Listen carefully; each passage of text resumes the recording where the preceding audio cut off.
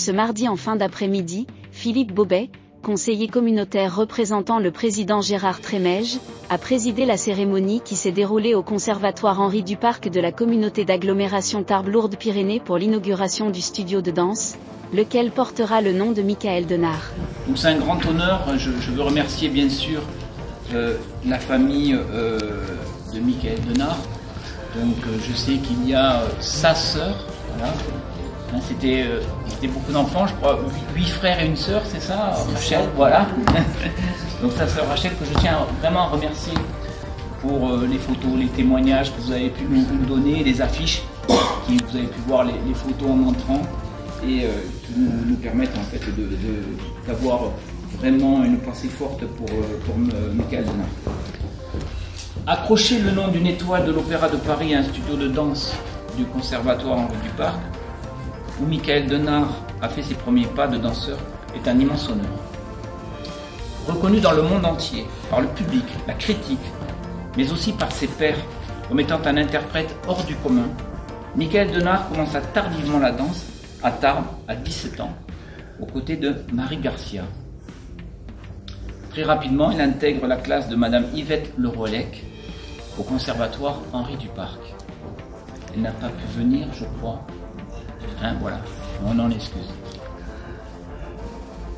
Madame Lerollec, professeure très respectée, très appréciée, qui a laissé une belle empreinte dans ses murs, décèle très vite chez lui des aptitudes et qualités exceptionnelles. Entièrement dévouée à son art, à son métier, elle transmet à son élève son amour pour cet art exigeant. D'une heure de danse par semaine qu'il prend par plaisir, il en vient à suivre en ces lieux le cours chaque jour par passion. Elle avait dans les mains un diamant qu'elle a petit à petit taillé, confiera-t-elle. En 1963, le jeune homme est engagé par le corps du ballet du Capitole de Toulouse, puis ce sera l'Opéra de Nancy et l'Opéra de Paris, où il grimpe tous les échelons de la vénérable institution. Frappé par la beauté, l'élégance et le potentiel du jeune Michael Denard, le chorégraphe Maurice Béjart crée pour lui en 1970 le ballet L'Oiseau de Feu que l'Opéra de Paris vient de lui commander pour une soirée Stravinsky. En 1971, c'est la consécration. Michael Denard est nommé danseur étoile et la même année, il reçoit le prix Nijinsky aux côtés de Ghislaine Tesmar.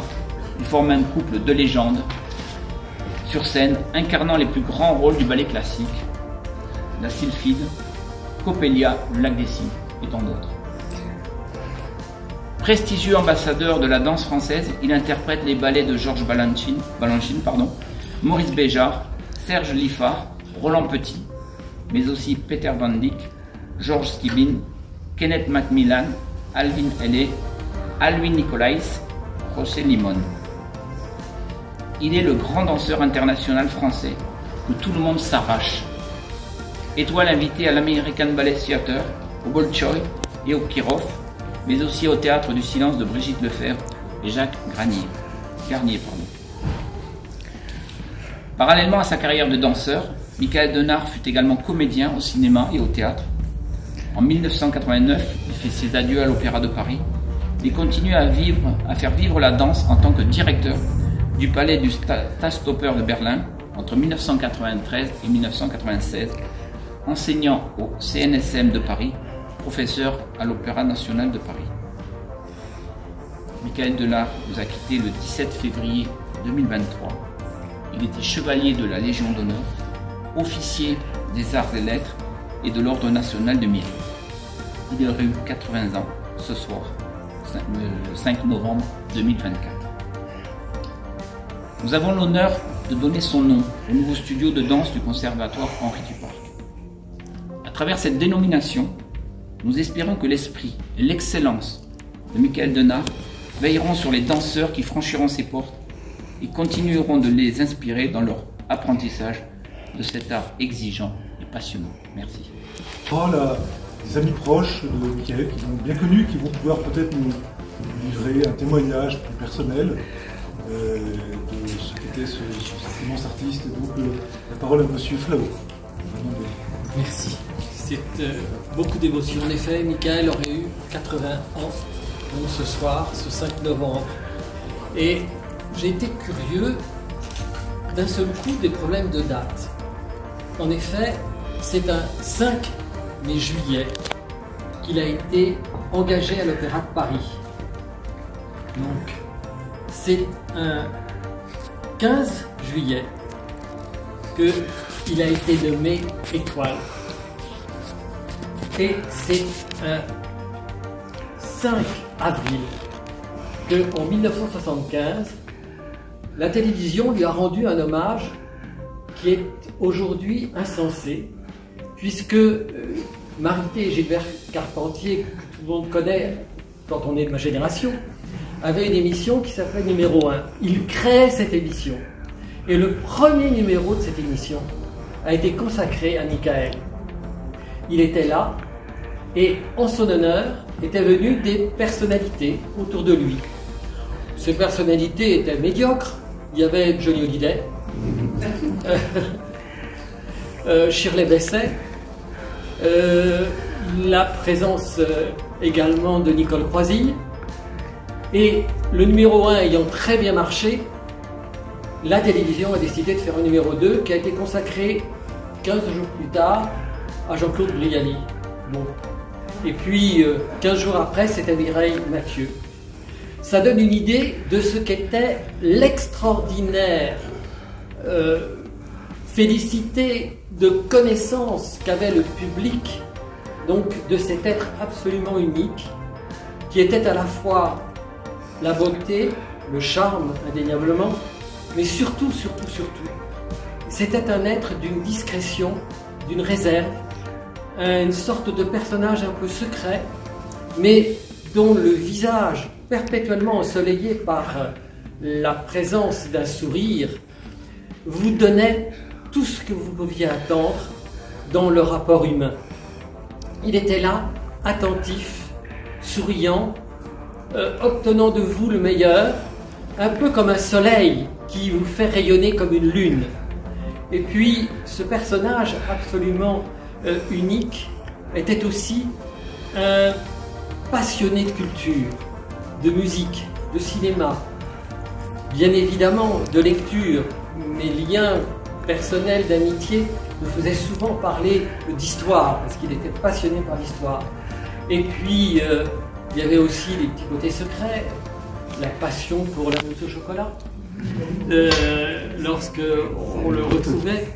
Mais j'ai aussi ce souvenir de cet aspect luminescent qu'était lui. Je le racontais tout à l'heure, c'est une anecdote qui m'est revenue. Il était encore uniquement dans le corps de ballet, personne ne le connaissait, et l'Opéra de Paris remonte à le Turandot de Puccini. C'était une production de Dupont et l'opéra avait fait le maximum, c'est-à-dire qu'il avait engagé la plus grande chanteuse de sa génération sur le rôle, qui était Birgit Nilsson. Et au premier acte, il y a le défilé de tous les prétendants donc à la main de la princesse Turandot, qui devaient donc défiler enchaînés à l'avant-scène donc du théâtre. Et le public qui ne connaissait pas encore du tout Michael a vu arriver d'un seul coup une sorte de dieu vivant dont le buste était dénudé, dont la puissance de présence en scène, alors qu'il ne faisait rien que défiler et de marcher avec les mains entravées au milieu de 4 gardes, d'un seul coup, le faiblissement dans la salle est apparu, le silence, la fascination et le magnétisme qu'il produisait sur le public a été tellement incroyable qu'à l'entracte on ne parlait pas de Birgit Nilsson, mais qui était ce jeune homme qui là défilait et que l'on voyait. Et on apprenait qu'il était simplement donc un quadrille de l'Opéra de Paris et que voilà, ça n'était pas autre chose. Alors on peut imaginer aussi combien a été grande la sensation donc de la captation du film La Sylphide, qui a permis au grand public donc de le découvrir en 1972. Enfin, ça a été filmé en 70, mais présenté le 1er janvier 1972 au public à la télévision. Et là, évidemment, ça a été une reconnaissance absolument parfaite. Mais je pense que l'Amérique, la Russie et le Japon l'avaient découvert avant nous.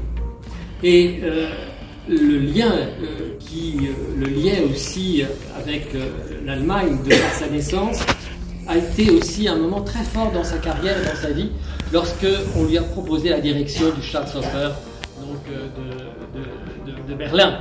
Le directeur artistique en était Barenboim, et pendant 3 ans, donc de 93 à 96, il y a fait un travail remarquable qui s'est trouvé, je dirais, conforter les premiers pas qu'il avait fait avec le Ring, que